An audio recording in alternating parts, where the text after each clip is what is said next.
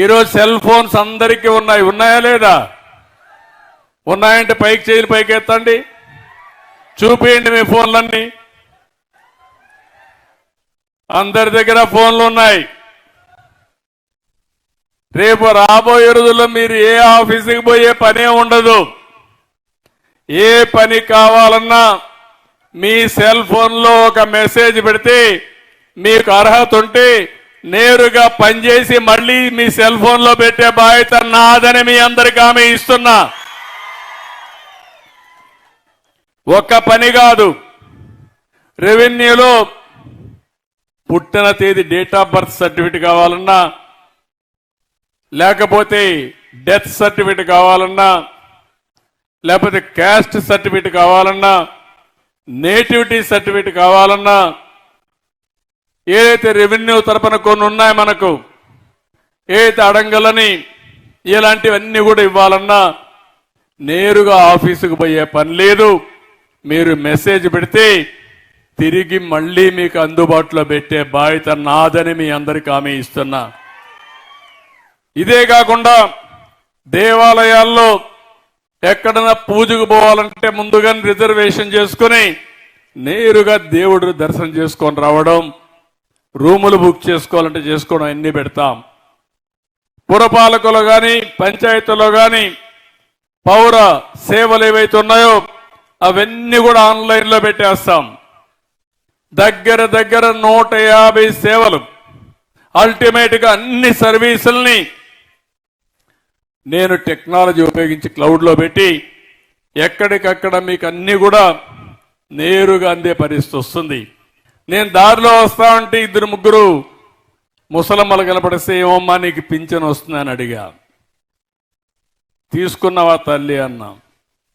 ఏం తల్లి ఎంత ఇచ్చారంటే తెలివిగా ఆ తల్లి 4 చూపించి ఇంత ఇచ్చారయ్యా అనింది. నేను అడిగానప్పుడు ఎవరికైనా డబ్బులు ఇచ్చావా అన్నా. లేదు ఎవరు ఒక పైసా తీసుకోలేదు, నేరుగా మా ఇంటికి వచ్చి ఇచ్చారని చెప్పి ఆ తల్లి చెప్పిందంటే అది నా అభిమతం. దారిలో వస్తా ఉన్నాను కాబట్టి ఆవిడని అడిగాను. అందరినీ నేను అడగాలి. అందుకే మీ అందరికీ పింఛన్ తీసుకున్న 1 గంటలో ఫోన్ వస్తుంది. మీకు పింఛన్ ఇచ్చారా లేదా, ఇచ్చుంటే కరెక్ట్గా ఇచ్చారా, ఎవరన్నా లంచం తీసుకున్నారా అని అడిగి 60 లక్షల మందికి పింఛన్లు ఇవ్వడమే కాకుండా సక్రమంగా ఇచ్చారా లేదా నేరుగా తెలుసుకోవడానికి మీకు ఫోన్ చేస్తానని మీ అందరికీ హామీ ఇస్తున్నా.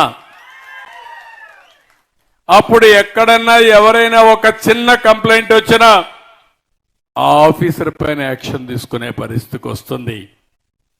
ఇదే కాకుండా ఈరోజు నేను ప్రతి ఒక్క దాన్ని అన్ని సేవలు కూడా ఆన్లైన్లో పెట్టిన తర్వాత, ఒకప్పుడు ఎన్నికల్లో మీరు చూసుంటారు నేను అప్పుడప్పుడు ఫోన్లు చేస్తానే ఉండేవాడిని మీకు.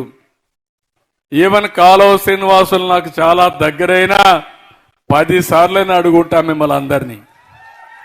కాలువ శ్రీనివాసుల పైన మీ అభిప్రాయం ఏంటి అని అడిగా. కడాల నా సీటు నేను ఇచ్చుకోవడానికి కూడా అక్కడుండే ప్రజలను అడిగిన తర్వాత, నేను గెలుస్తానని నమ్మకం వచ్చిన తర్వాత నా సీటు కూడా అనౌన్స్ చేశా. ఇప్పుడు కూడా నేను అదే ఆలోచిస్తున్నాను. అన్ని సేవలు మీకు అందిస్తాం. నేను ఫోన్ చేసి మళ్ళా మిమ్మల్ని అడుగుతాను. మీరు మనస్సాక్షిగా చెప్పండి, తప్పులు చెప్పొద్దండి, రాజకీయాలతో చెప్పొద్దండి. మీరు రాజకీయంగా చెప్తే నేను పట్టుకోవడం కూడా నాకు అవుతుంది. ఇప్పుడు ఆర్టిఫిషియల్ ఇంటెలిజెన్స్ వచ్చింది. నువ్వు మాట్లాడితే వాస్తవం మాట్లాడుతున్నావా రాజకీయం మాట్లాడుతున్నా కూడా తేల్చేస్తుంది. కాబట్టి ఆ బాధ కూడా లేదు. కాబట్టి నేను ఒకటే చెప్తున్నా, వాస్తవాలు నాకు చెప్పండి. నేను మెరుగైన సేవలు మీకు ఇవ్వడానికి అనునిత్యం పనిచేస్తానని మరొక్కసారి మీ అందరికీ హామీ ఇస్తున్నా. ఒకప్పుడు ఈ అవకాశం లేదు.